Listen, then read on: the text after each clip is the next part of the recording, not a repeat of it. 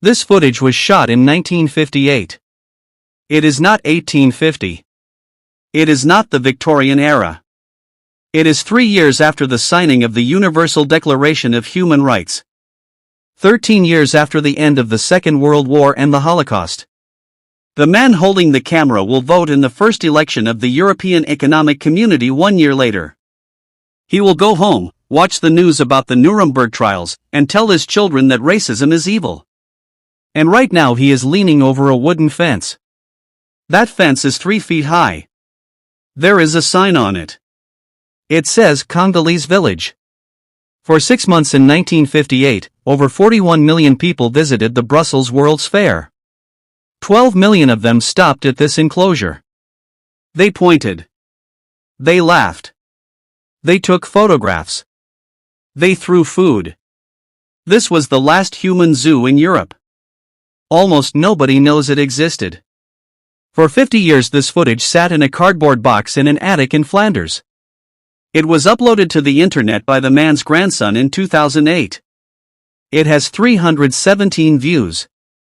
This is not a story about monsters. This is not a story about something that happened a very long time ago to bad people. This is a story about ordinary people doing something extraordinary and thinking it was completely normal. This is the full history of human zoos. Between 1870 and 1958, approximately 35,000 human beings were brought from Africa, Asia, Oceania, and the Americas to Europe and North America. They were displayed to the public. Behind fences. In enclosures. In constructed villages. Over 1.5 billion tickets were sold. 1.5 billion. At a time when the entire global population was less than 3 billion. Half of all human beings alive during this period went to see a human zoo. They were not a fringe curiosity.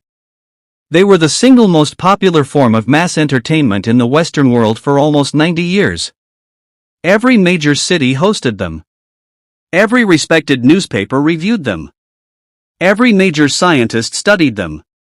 Every king, queen, president, and prime minister visited them.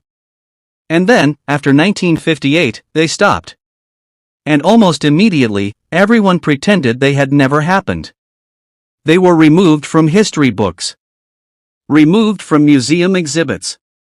Removed from the collective memory of an entire continent. If you ask most people today, they will tell you this never happened. Or if it did, it was a long time ago, and it was just a few bad people doing a bad thing. That is a lie. This was an industry. Systematic. Organized. Profitable. Supported at every level of society. And to understand it, you have to first understand one thing. Almost none of the people who visited these exhibitions thought they were doing something wrong. Almost all of them thought they were doing something good. Something educational. Something progressive. Something scientific. That is the most disturbing part of this entire story. The human zoo was not invented by a king. It was not invented by a politician. It was invented by an animal trader. His name was Karl Hagenbeck. And he was from Hamburg, Germany. In 1870, Hagenbeck was the most successful exotic animal dealer in the world. He supplied lions, tigers, elephants, and giraffes to every zoo in Europe. In 1874 he received a letter from a friend who was working as a merchant in northern Norway. The letter said, "I have obtained a group of Sami people and their reindeer. I can ship them to you if you want them." Hagenbeck did not know what to do with them. But he paid the money. And they arrived in Hamburg 3 months later. He built a small enclosure on the grounds of his zoo. He put up a sign that said Sami Village. And he charged 1 mark admission. The response was beyond anything he could have imagined. In the first week 75,000 people came to visit. Newspapers called it the greatest educational event of the decade. Anthropologists came from across Europe to study the Sami. They measured their skulls. They recorded their height. They took plaster casts of their faces. Hagenbeck made more money in 3 months from the Sami village than he had made in the previous 10 years selling wild animals. And in that moment he realized something that would change the world. Human beings were a far better attraction than animals. And far more profitable.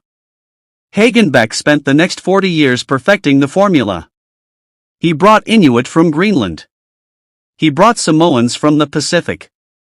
He brought Aboriginal people from Australia. He brought Zulu from Southern Africa. He did not kidnap them. Mostly. He would pay local chiefs and agents a fee. He would offer the participants wages and a promise to return them home after the exhibition. Many agreed. For some it was the only opportunity they would ever have to travel. For others it was the only way to feed their family.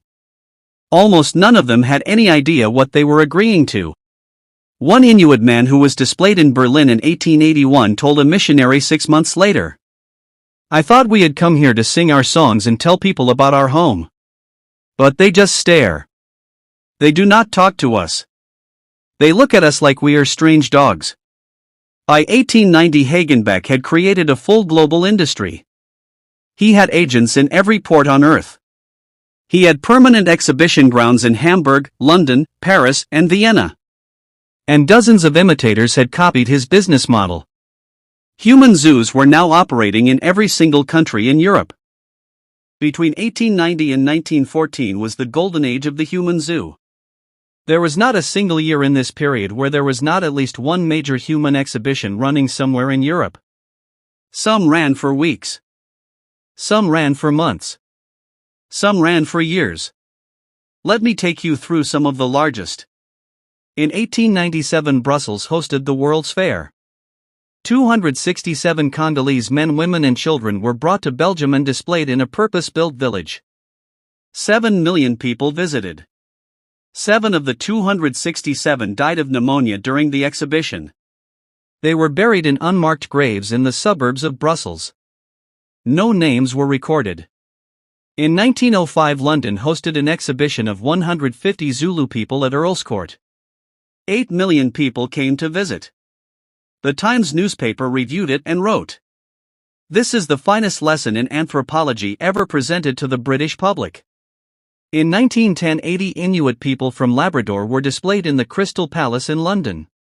4 of them died of tuberculosis during the exhibition. The bodies were donated to the Royal College of Surgeons for dissection. It is very important at this point that I say something that almost no other video on this topic will tell you. This was not something that only bad people supported. This was supported by the progressive intelligentsia of the era. Human zoos were considered anti-racist by many people at the time.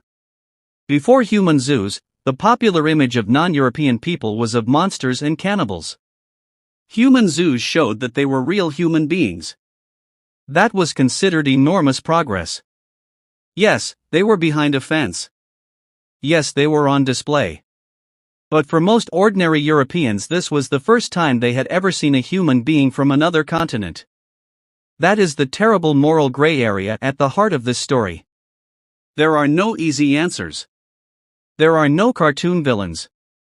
There are just ordinary people, trapped in the assumptions of their time. Doing something that to us looks unforgivable, but to them looked like progress. Of all the thousands of people who were displayed in human zoos, one story is more famous than all others. His name was Ota Benga. He was a beauty man from the Congo. He was approximately 23 years old when he was brought to America. In 1904 he was displayed at the St. Louis World's Fair. He was one of the most popular attractions. 20 million people came to see him. In 1906 he was brought to New York. And on the 8th of September, 1906, he was placed on display in the Monkey House at the Bronx Zoo. 40,000 people visited him on the first day. A sign was placed outside the cage. It read, Ota Benga. Age 23 years. Height 4 feet 11 inches. Brought from the Kasai River, Congo. Exhibited each afternoon this week. An orangutan was placed in the cage with him. The director of the zoo, Henry Fairfield Osborne, who was one of the most respected scientists in America, told the New York Times, "We are not exhibiting him as a curiosity. We are exhibiting him for educational purposes. To allow the public to understand the stages of human evolution." African American church leaders in New York protested immediately and furiously. They demanded his release. They said this was the most disgusting and racist thing that had ever happened in America. Osborne responded, "There is nothing racist about this. It is pure science." Ota Benga told a missionary who visited him, "I thought I had come here to be a teacher. I wanted to tell people about my home. Now they laugh at me." After 6 weeks of protest, Ota Benga was released from the cage. But he could not go home. The ship that had brought him to America had left. His village in the Congo had been destroyed. His wife and 2 children had been killed in the terror of King Leopold's regime. He had nowhere to go. He lived in Virginia for the next 10 years. He learned English. He worked in a tobacco factory.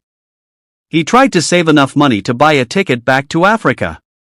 On the 20th of March, 1916, at approximately 32 years old, Ota Benga took a revolver and shot himself in the heart. He left no note. He was buried in an unmarked grave. The exact location was lost. It was rediscovered in 2021. There is still no headstone. Most history books will tell you that human zoos ended with the First World War. That after the horror of the trenches, Europe lost its taste for this kind of spectacle. That is a lie. They came back. And they were bigger than ever. In 1931, France hosted the largest colonial exhibition in history. It covered 110 hectares on the edge of Paris. 33 million people visited. That is almost the entire population of France at the time. In the center of the exhibition were 8 human villages. People from Madagascar, Indochina, Algeria, Morocco, Senegal, and New Caledonia. Displayed exactly the same way they had been in 1890. There were small protests. A small group of surrealist artists led by André Breton printed leaflets that said, "Do not visit the colonial exhibition." 5,000 people came to their counter-exhibition. 33 million visited the official one. Albert Einstein visited.